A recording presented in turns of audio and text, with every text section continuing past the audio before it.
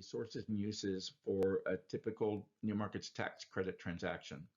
In this case, we have a project budget of $10 million. If you look at the uses line items for building acquisition and renovation, debt service reserve, working capital is all included, equipment and supplies, all of that can be included in the project budget and have New Markets tax credits assist in its financing.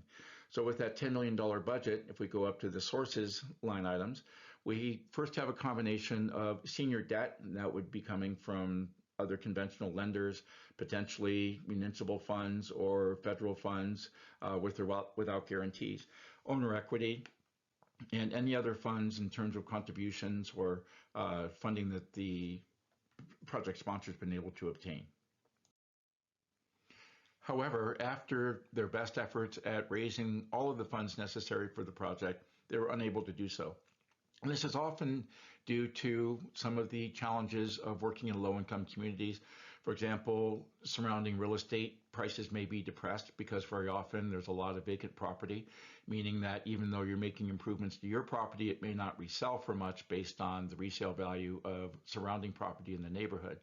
Another is that the expenses associated with renovating an historic building or a previously vacant building may be higher than would be traditionally experienced, and therefore the project can't afford to borrow the traditional amount of money from a debt service coverage perspective. And very often projects that serve low-income communities rely on government funding, which has been cut over the years, and they simply don't have the reimbursement rates that would allow them to borrow enough money in order to build a facility to have, for example, a community health center that provides free medical care to low-income patients. So in this case, New Markets tax credits were applied to the transaction. The investor on the second line item of the sources there, the NMTC equity, paid $3.662 million for the tax credit stream that will occur over the 7-year compliance period.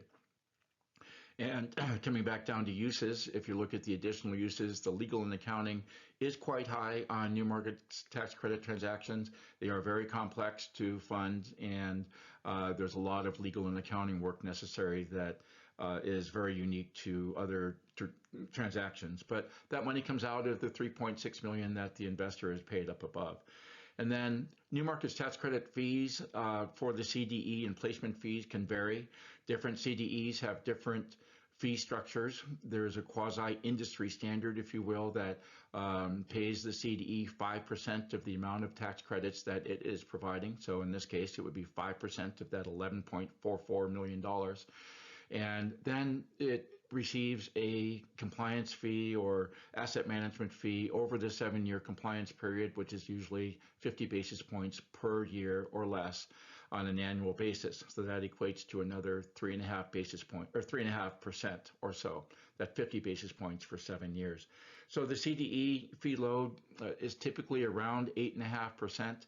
Then on top of that, you may have hired consultants or other professionals to assist you with preparing your project for the New Markets tax credit industry and for guiding the project through closing. So that can add another 1.5% in this case.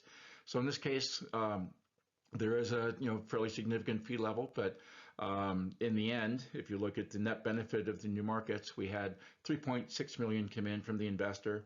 Even if you take out all of the legal and accounting at $300,000, even though any $11 million or $10 million transaction is going to have some expense for legal and accounting, but even if we take all of that out and take out all of the CDE and placement fees, the project is still left with $2.2 million in net subsidy, and that is typically returned or forgiven to the borrower at the end of the 7-year compliance period.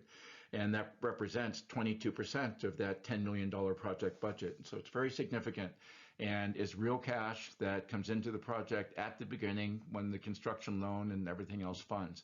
So it's a very powerful incentive to develop projects in low-income communities.